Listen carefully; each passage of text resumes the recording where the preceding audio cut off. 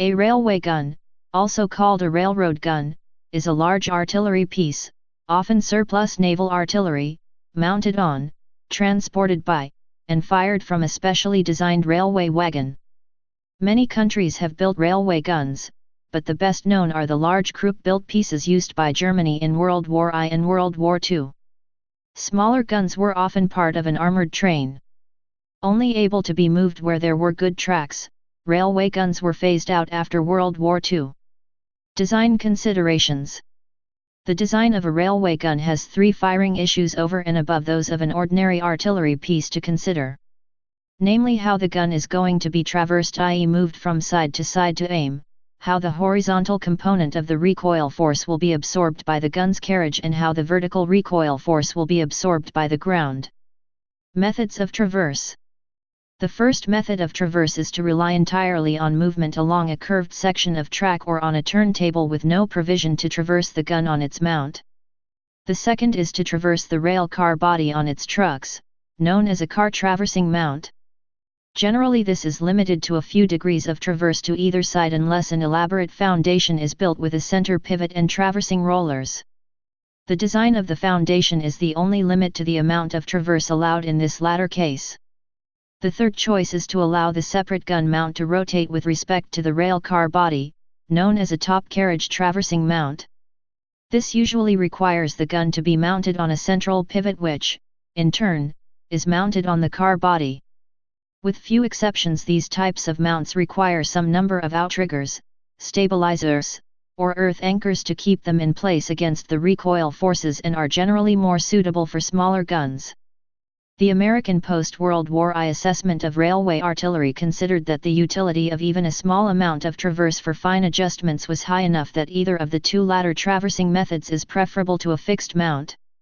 Recoil systems. There are four primary methods to absorb the recoil force for railway guns: cradle recoil, top carriage recoil, sliding recoil, and rolling recoil.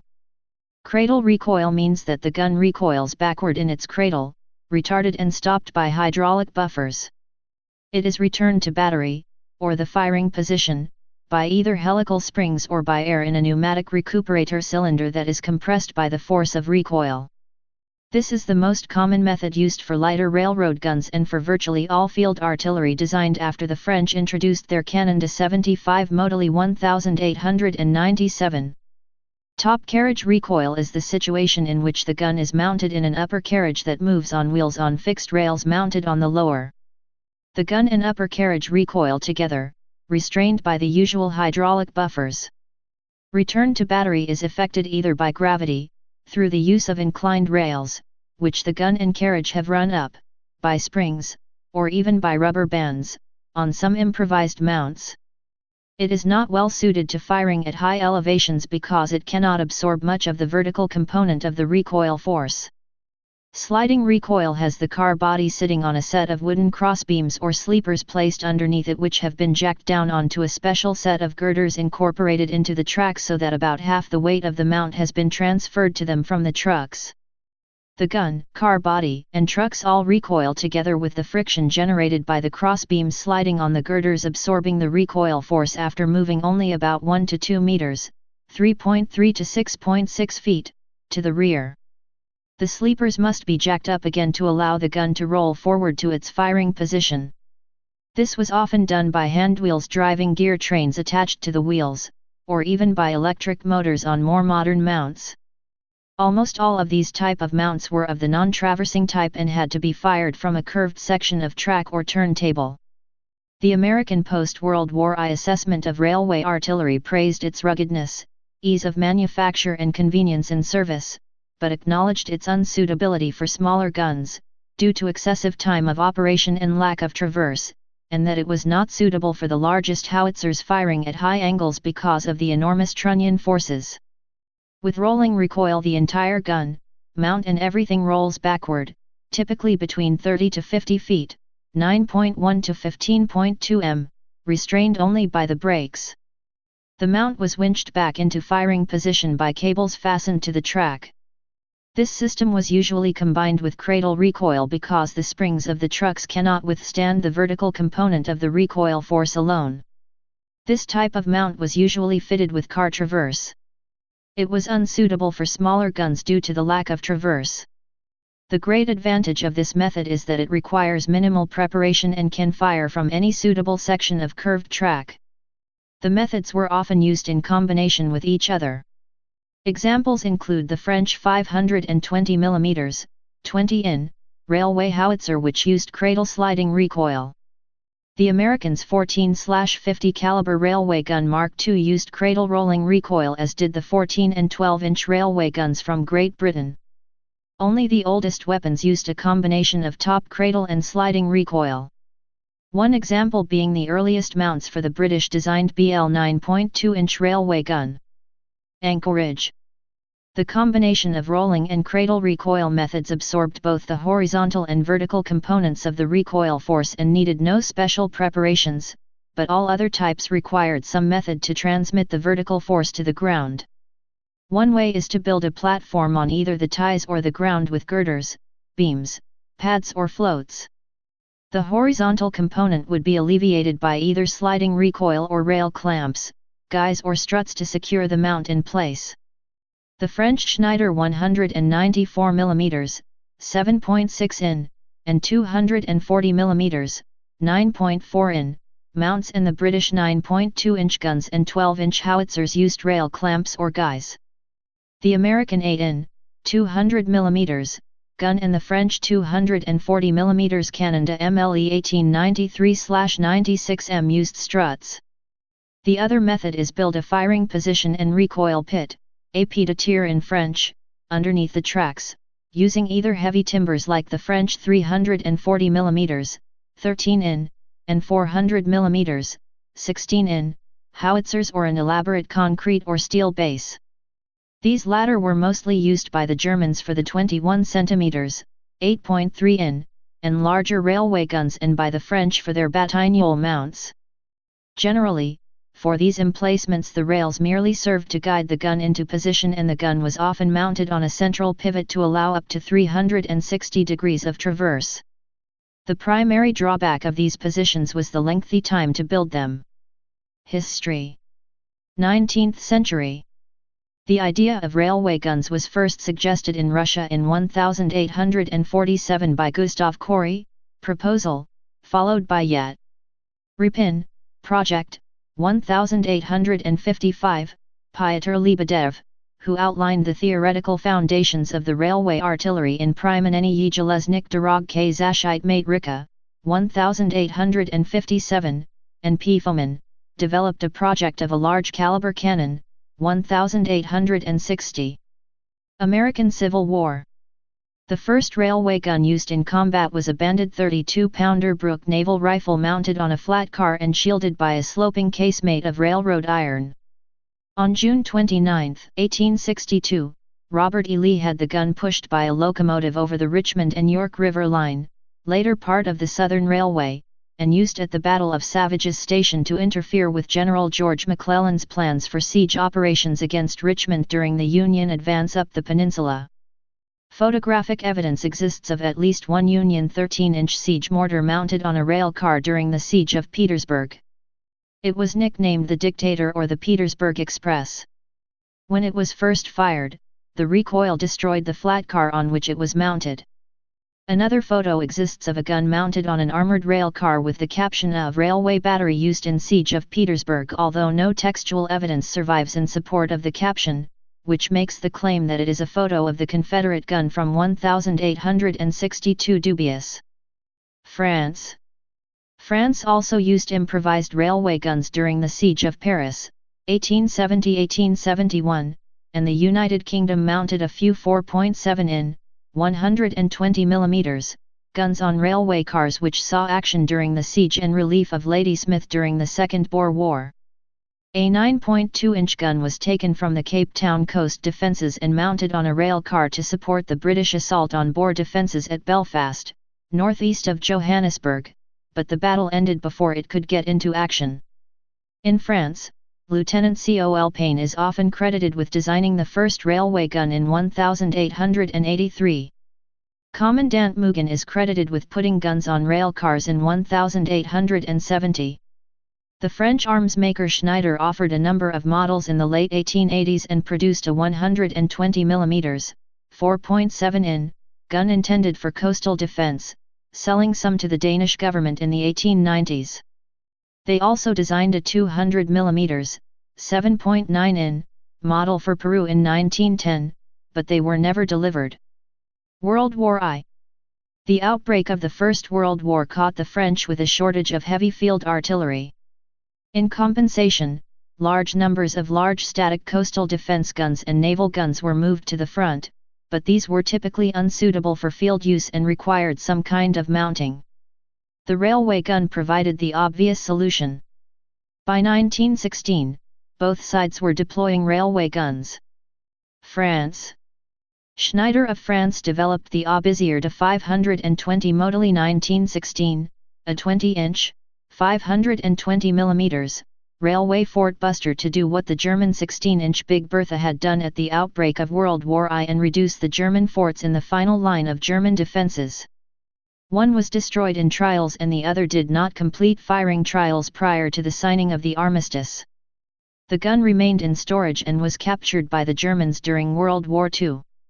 It later formed part of the German artillery complement during the siege of Leningrad. The gun was disabled by a premature detonation and later abandoned. United States. Baldwin Locomotive Works delivered 5 14-50 caliber railway guns on trains for the United States Navy during April and May 1918. Each 14-50 gun mounted on a 72-foot, 22 m, 535,000 pound, 243 tons, rail carriage with 4 6-wheel bogies was under the command of a United States Navy lieutenant with a standard U.S. Army 2-8-0 locomotive, a 10-ton crane car, 2 armored ammunition cars carrying 25 shells each, 2 cars carrying the recoil pit foundation materials, 2 fuel and workshop cars, 3 berthing cars, a kitchen car, a commissary car, and a medical dispensary car. A 6th locomotive pulled a headquarters car for Rear Admiral Charles Peschal Plunkett, with a machine shop car, a spare parts car, a berthing car, a kitchen car, a commissary car, and a medical dispensary car. After delivery by ship, these trains were assembled in Saint Nazaire in August and fired a total of 782 shells during 25 days on the Western Front at ranges between 27 and 36 kilometers, 30,000 and 39,000 yd. Each 14-inch, 36 centimeters, projectile weighed 1,400 pounds, 640 kilograms, and was fired at 2,800 feet, 850 m, per second. The railway carriages could elevate the guns to 43 degrees, but elevations over 15 degrees required excavation of a pit with room for the gun to recoil and structural steel shoring foundations to prevent caving of the pit sides from recoil forces absorbed by the surrounding soil. The trains moved cautiously because axle loading under the gun barrels was 50,330 pounds, 22.83 tons, while French railways were designed for a maximum of 39,000 pounds, 18 tons. These axle journals overheated at speeds of more than 10 kilometers, 6.2 miles, per hour. After reaching its intended firing site and constructing the recoil pit, each gun could fire about 2 shells per hour.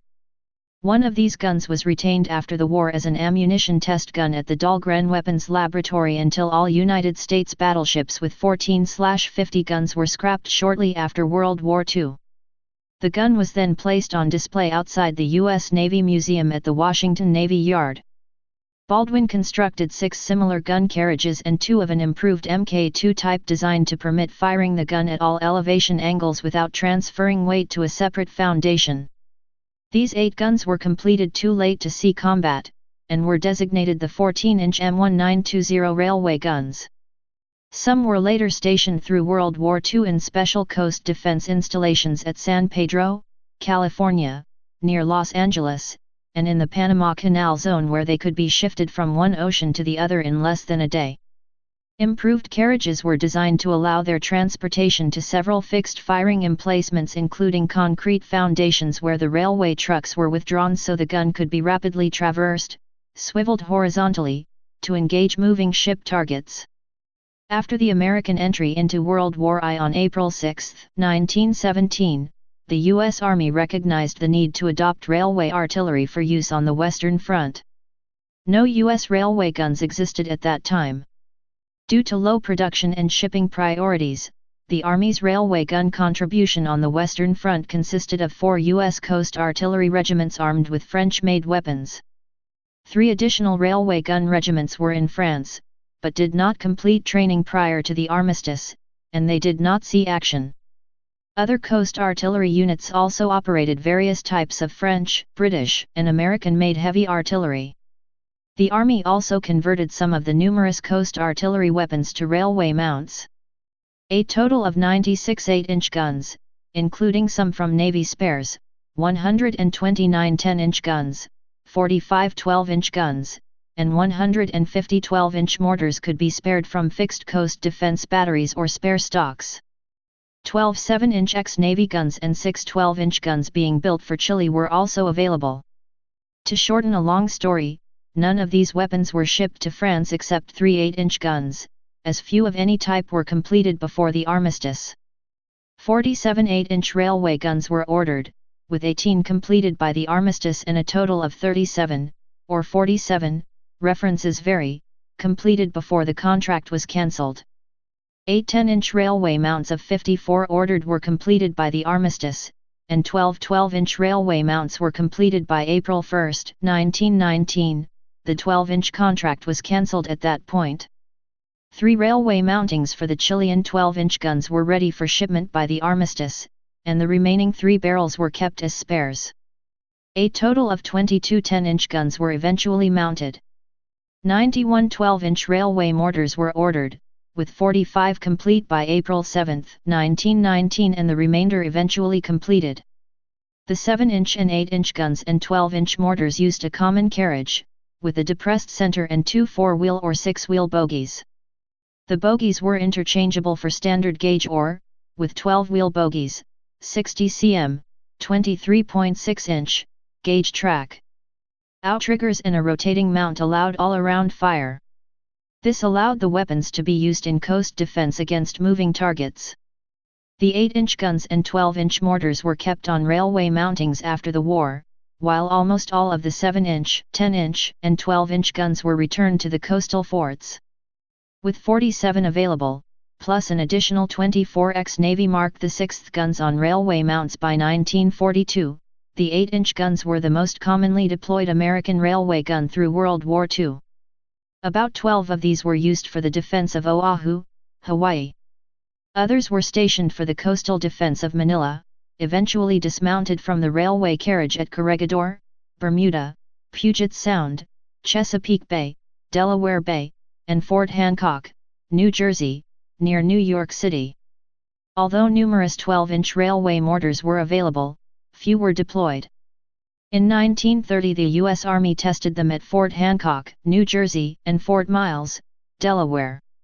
During World War II, 4 railway mortars were among the temporary harbor defenses of Grays Harbor, Washington State, and emplacements for an additional 4 at Cape George, Washington, were constructed, but never armed. Of the more than 250 railway guns built in the United States from 1916 to 1942, the 5 Navy 14/50 guns that were sent to France during World War I were the only ones ever to be used in combat. World War II.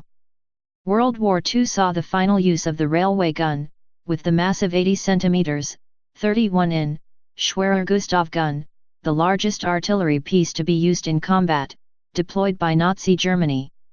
Both Nazi Germany and Great Britain deployed railway guns that were capable of firing across the English Channel in the areas around Dover and Calais. The Wehrmacht deployed a number of 40 cm, 16.7-inch, guns. The British Army deployed 3 13.5-inch, 34.3 cm, railway guns on the East Kent Light Railway, locating them around Lytton and Shepherd's Swell. These were codenamed the Gladiator, the Scene Shifter, and the Peacemaker. 9.2-inch Mark 13 guns were located near Canterbury and Hythe, Kent, and 12-inch howitzers, Mk3 and 5, located around Guston, north of Dover on the Southern Railway line to Deal and Ramsgate. The 18-inch howitzer, Bosch Buster, was sited on the Elm Valley Railway, between Bridge, Kent, and Lyminge, and it was intended for coastal defence against invasion. It was not capable of cross-channel firing, having a maximum range of only about 20 kilometers, 12 miles. Surviving railway guns. A 11.2 or 28 cm railway gun is preserved at the Australian War Memorial, Canberra, Act, Australia. Captured by the AF at Amiens in 1918. See this link for 6 images and a brief description. In the United Kingdom, a BL 18-inch howitzer barrel survives. This was constructed too late to see service in World War I, it was put into service during World War II, but never saw action. The weapon has been displayed at the Royal Artillery Headquarters at Larkhill since 2008, but in March 2013 was loaned to the Spoorweg Museum, the Dutch National Rail Museum.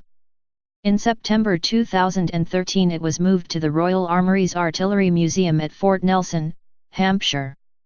A 12 railway gun is preserved at the United States Army Ordnance Museum, Fort Lee, Virginia, United States. See this link for an image and brief description. A U.S. Navy 14/50 caliber railway gun from World War I is preserved at the Washington Navy Yard, Washington, D.C., United States. A German 283 mm Krupp K5 gun, Anzio Annie, is displayed at the United States Army Ordnance Museum, Fort Lee, Virginia. It was constructed using parts from 2 German guns that shelled the Anzio beachhead and were partially destroyed by their crews before being captured by the Allies. A second 283 mm Krupp K5 can be seen at the Tote Battery Museum, near Ottingen in northern France. Soviet-era 305 mm Mk3-12 guns are preserved at the Krasnaya Gorka Fort near Lomonosov, Russia, and the Museum of Railway Technology, St. Petersburg. Soviet 180 mm 1180 guns may be seen at Krasnaya Gorka Fort, at the Museum of the Great Patriotic War, Moscow, and at the railway station in Sevastopol, Ukraine. The last surviving American-made Bethlehem 177 coastal railway gun is now on display at Museu Militar Conde de Linhas in Rio de Janeiro, Brazil. While not a gun, the Chehalis Centralia RR of Chehalis, WA has something of great interest. It is a model 1918 railroad car mount for a 12-inch seacoast mortar. These cars were built in the early 1920s to make obsolete seacoast artillery more mobile. While all the guns were scrapped in the early days of WW2, this car survived at the Bremerton Navy Base. There is an 8-inch gun on an M1918 railway mount, less car, at the University of Tampa, Tampa, FL. http://andy_bennett.home.mindspring.com/8-inch railway.html. Please subscribe and thanks for watching.